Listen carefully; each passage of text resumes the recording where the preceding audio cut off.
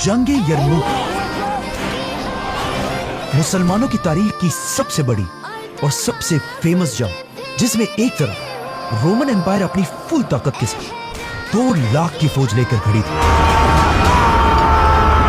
और दूसरी तरफ मुसलमान खालिद बिन वलीद की लीडरशिप में सिर्फ 30,000 मुसलमानों के साथ खड़े थे। बट वेट, खालिद बिन वलीद को तो इस जंग से पहले ही आर्मी चीफ के ओहदे से हटा दिया गया था, तो फिर वो इस जंग के लीडर आखिर बने कैसे? इस जंग की स्टोरी, जंगे यरमुक की स्टोरी, बहुत ही इंटरेस्टिंग होने वाली है। मुसलमानों ने पहले खलीफा अबू बकर रज़ियल्लाहु अन्हु के दौर में उस वक्त की सुपर पावर्स रोमन और पर्शियन एम्पायर से हड्डा ले लिया, और जब हजरत उमर रज़ियल्लाहु अन्हु खलीफा बने तो मुसलमान खालिद बिन वलीद की लीडरशिप में इन दोनों एम्पायर से ये सारा इलाका फतह कर चुके थे। लेकिन जैसे ही हजरत उमर खलीफा बने, उन्होंने खालिद बिन वलीद को उनकी पोजीशन आर्मी चीफ के ओहदे से हटा दिया, जिसे हम इस वीडियो में एक्सप्लेन कर चुके, और उनकी जगह अबू उबैदा इब्ने जर्राह को मुसलमानों का नया आर्मी चीफ बनाया।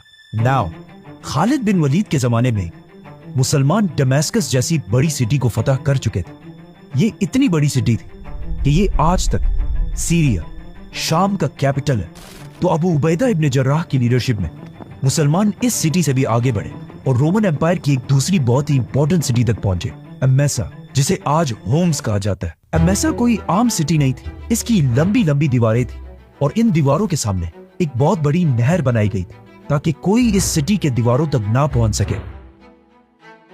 अबू उबैदा की लीडरशिप में मुसलमानों ने इस सिटी को चारों तरफ से घेर लिया, लेकिन अब मसला यह था कि जब मुसलमान इस सिटी तक पहुंचे तो ये दिसंबर की सख्त सर्दी का मौसम था और यहाँ बहुत ज्यादा बर्फबारी हो रही, और मुसलमान तो सारे अरब के गर्म डेजर्ट से आए थे, तो वो इस सर्दी को बर्दाश्त नहीं कर सकते। काफी अरसा गुजरने के बाद भी मुसलमान इस सिटी को फतह नहीं कर सके, और आखिर एक दिन मुसलमानों ने फैसला किया कि अब हम और थक गए, तो वो इस सिटी को छोड़कर वापस जाने लगे। ये तारीख में पहली दफा था कि मुसलमान किसी जंग को छोड़कर वापस जा रहे थे। ये देखकर अमेसा का जनरल और अवाम बहुत खुश हुई और कहने लगे कि हमें पता था ये अरब इस सर्दी को बर्दाश्त नहीं कर पाएंगे। तो इस सिटी के जनरल ने अपनी फौज को मुसलमानों पर हमले का हुक्म दिया ताकि मुसलमानों को यहाँ से जल्दी भगा सके, जिसकी वजह से उसकी फौज किले से बाहर निकल आई और मुसलमानों का पीछा करने लगी। जैसे ये फौज अपने किले के तोपों और तीरों की रेंज से बाहर निकली तो मुसलमानों की फौज अचानक रुक गई और इन पर हमला कर दी, और एट द सेम टाइम मुसलमानों की इन 2 फौजों ने भी आकर इस फौज पर हमला कर दिया, और इस तरह ये सारी फौज खत्म हो गई और इनका जनरल मारा गया। मुसलमानों की आर्मी की इस जबरदस्त प्लानिंग को देखकर यही लगता है कि जरूर ये खालिद बिन वलीद का ही मशवरा होगा। अबू उबैदा मुसलमानों की फौज लेकर वापस सिटी के पास आए।